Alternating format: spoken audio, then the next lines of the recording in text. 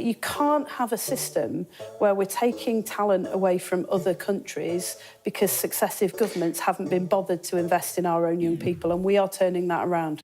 That's bollocks.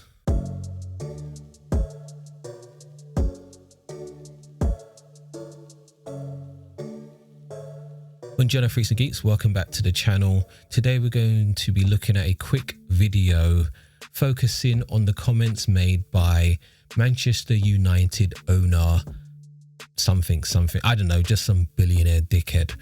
Anyway, he decided to say out loud with his full chest to Sky News that the UK has been colonized by immigrants.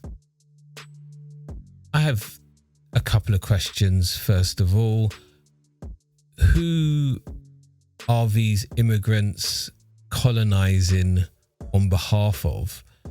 Is it all of their respective countries? And number two, what countries have control in the UK? Unless he's actually talking about the United States of America, then he would be very much right. The United States of America currently has a massive embassy and, if I'm not mistaken, a few different army bases around the United Kingdom. So if there are any countries colonizing the UK right now, it would be America.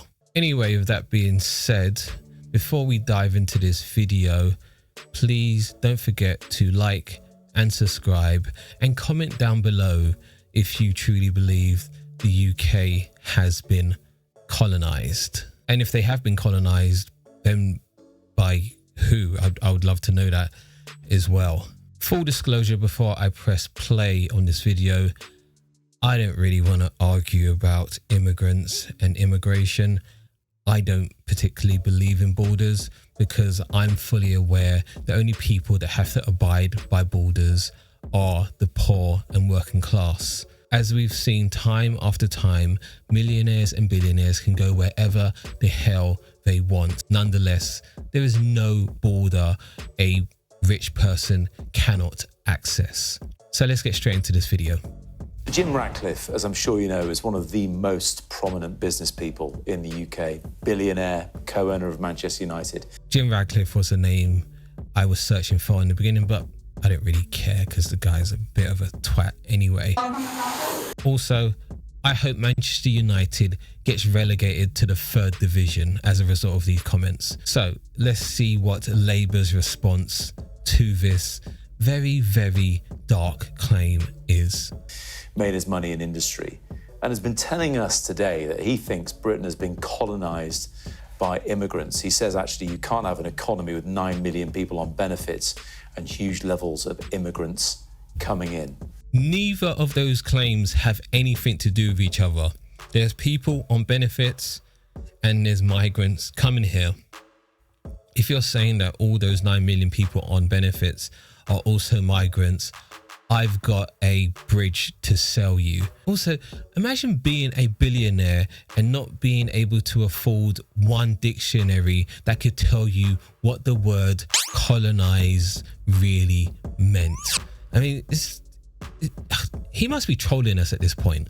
What do you think? Well, I think there's two issues there. One is about the numbers of people coming into the UK through the immigration routes, and the other is the number of people on benefits. I'm always very conscious in any discussion about benefits that there will be people who desperately need the support of the welfare state who will be very, very worried hearing anything other than that they will always have the support and protection they need if they need it. But I think he is right to say that there are too many people who we've written off, not allowed to make the contribution that they could make to this country. What are you talking about? What does that even mean apart from being a very silly word salad? I don't have any issue with people being on benefits, and I'll tell you why before you start jumping up and down. It's because people on benefits, everything they spend goes straight back into the economy. Even if they blow it all on alcohol, guess what? There's duty on alcohol, it gets taxed. The only people that are really taking money out of this country are the millionaires and billionaires like Jim Ratcliffe, who has decided to go and live in Monaco. Not that I have an issue with him living in Monaco. I have an issue with him extracting wealth from this country and taking it elsewhere. And we are particularly concerned about that as a government, especially when it comes to young people. We've got far too many young people who go into the benefits system at a very early age and never come out. And that is such a waste of lives and opportunity. And that's why we're investing in them to try and turn that around. And the way this is being framed right now is that young people want to go on benefits because it's such a fantastic lifestyle. Like, you can go on private jets and go on at least 2 holidays per month. You never have to worry about rent. You've got a nice convertible car. I was joking. None of those things exist. You want to remove people from benefits just so you can put them into low paying jobs. And she might actually go on to say, no, that's not the case, but that is what is happening. All of the high flying jobs or high power jobs are going elsewhere and being sucked up by the top 5%. So where do you want these young people who, as you have described it, have very little future or hope? Like, how do you give them hope by saying, we're just going to strip you away the benefits you have and just put you on this low paying job? Like, how does that give people a purpose? Because that's what people are looking for. No one chose to be born onto this rock orbiting the sun.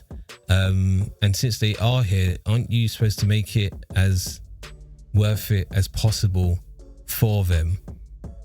But no, we have a Labour government, you know, the left-wing socialist Labour Party, telling these people essentially stop sponging and go and get a job. I don't know. That just sounds rather heartless to me. When it comes to immigration, I think that people deserve an immigration system that they can trust. What does that mean? They can trust, like, they're not married to the immigration system. What does that mean? Why do you think people have lost trust in the immigration system? I would love to know that. I think most people are very compassionate, and where people need safety and security, they expect Britain to play our part, and we'll give a warm welcome to people who need to be here. I think when it comes to immigration more generally, though, one of the biggest challenges that we've had is not just the chaos and the uncontrolled immigration and the sheer numbers that we saw rising to their peak under the Boris Johnson government. Uncontrolled, what does that even mean? You're just throwing words together now. Like, do you mean there was no border checks? Like, people didn't even get their passport stamped? Like, you could just book a flight to the UK and say, well, I live here now. Do you mean that type of uncontrolled? Like, what do you mean by uncontrolled immigration? Because I tell you what, ever since we left the EU, immigration was taking a nosedive, especially from European countries. And in fact, more immigration came from the global south or the developing world. And as we've seen, that's not very easy to do, especially to the UK, who are very xenophobic. And so you think people are coming here because they get the red carpet rolled out for them? No, they come in here because all of the resources and wealth has been extracted from their place of origin. And guess where it is? It's in the global north. So places like the UK, places like America, and they're thinking, well, if all my resources have been sucked there, maybe I should go there and try to at least get a little bit of the pie that they've got over there. I don't know.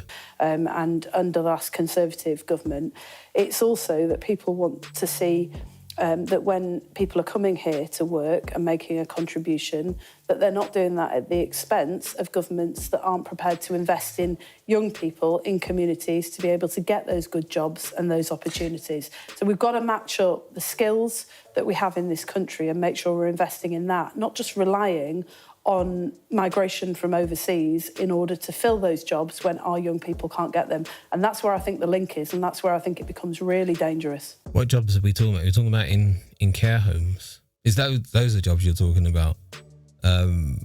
We definitely know why migrants have to come and fill those jobs. Not that migrants should have to fill those jobs just to come to the UK, don't get me wrong, but there's a direct... It's not even correlation. There's a causation as to why people from the developing world come over and do the caring roles. It's because people in this country, it's just not worth it to them. Their cost of living is much higher than a care role is paying in this country. And yeah, people would prefer to be on benefits. But don't pretend you're not speaking about those roles when you're saying, well, our young people could do it instead. Let's be sensible for a moment. Isn't it a huge problem? Isn't it a dangerous problem? You have one of the wealthiest, most successful individuals here with this perception of what you are or what you're not doing as a government. He's a racist twat. Like, he made billions here. Like, why are we even listening to him? He's extracted enough wealth from this country. Put him to the side. Come on. Well, I think we are doing it, and I'd be more than happy to speak to him about what we're doing. But is it a problem that he has the perception? He'll be vocalising the perception of millions of people potentially with that. Well, I don't think it's any secret in this country that too many people think that are on benefits. Why did he say the benefits part? Are we talking about the benefits part? Are we talking about the UK being colonised by migrants? Like that. This guy interviews going all over the place. Like, they need to be on one track. What did he say? 9 people? Like, who cares about the 9 people on benefits? I'm sure he's extracted enough benefits from the UK. That's not what's tanking our economy, because like I said before, it just goes straight back into the economy. They're not holding it and sending it off to the Cayman Islands and offshore banking accounts. So come on, man, let's stop this tap dance for a moment. That we've written off a whole generation of people. We've got older people who came out of work during COVID who never got back in, and we've got far too many young people. We've got 1 million young people in this country not in any kind of employment, education or training. That is a tragedy and a waste, and it's completely unsustainable. But why then did the Parliamentary Labour Party fail to back the government's measures to change the welfare state? Because the welfare state isn't the problem. That's all you need to say. Like, you can claw back so much money elsewhere. Just tax avoidance, first of all. Like, the benefit system is just a drop in the ocean. Hell, you could even get rid of all the nukes that we've got and you'd save trillions. But yeah, that's why I think the Parliamentary Labour Party didn't back these ridiculous draconian changes to the benefit system. Well, I think the Parliamentary Labour Party actually made a valid point, which is that we had instigated a review of this system and the changes that we needed to make sure that people didn't have to spend their entire lives on benefits, could come off the benefits and get into work. And we brought forward those reforms before that review was completed. I think they're right to say, hang on a minute, we want to see this done well and we want to see it done properly. And I think as a government, when people raise concerns and objections, you should listen. Doesn't mean you'll always agree, and there are several things on which we've been challenged repeatedly, and we've chosen to do them anyway because we think they are in the interests of the country. They're not, though, are they? They're the interest of a very select few in this country, the top 1%. Like, unless I've really missed it, I don't think they've done anything that has benefited the many. I've seen a bunch of U-turns which meant that they threatened to do stuff. People said, you are bloodthirsty psychopaths. And then they decided, okay, yeah, we won't do it. Like just threatening, like, oh, we're gonna get you. Yeah, that's what we're gonna do. And then not do it, to almost trick people in their brains into thinking they have compassion. But no, if you had compassion, you would never threaten that stuff in the first place. So yeah, I don't know. I've really tuned out of what this Labour government does, because they are just so awful. But where people raise valid concerns and objections, I think we should listen and we should respond accordingly. He's made his money and has success here. Nevertheless, he does live in Monaco. Does that give him the right to say what should happen in the UK? Well, look, it's up to Sky how much prominence you want to give him. I think everybody's got the right to voice their opinion. But as a government, we have the right to push back where we think people are getting it wrong. And I think this country has many challenges, one of which is we haven't invested in the skills of young people growing up for a very long time so that they can get those really great jobs. In many sectors, we are just reliant every year on bringing people in from outside. My dad comes from an immigrant background. I want your viewers to know that I'm really proud that Britain is a diverse and tolerant country that is strengthened by waves of immigration. I think you are lying. But you can't have a system where we're taking talent away from other countries because successive governments haven't been bothered to invest in our own young people, and we are turning that around. That's bollocks.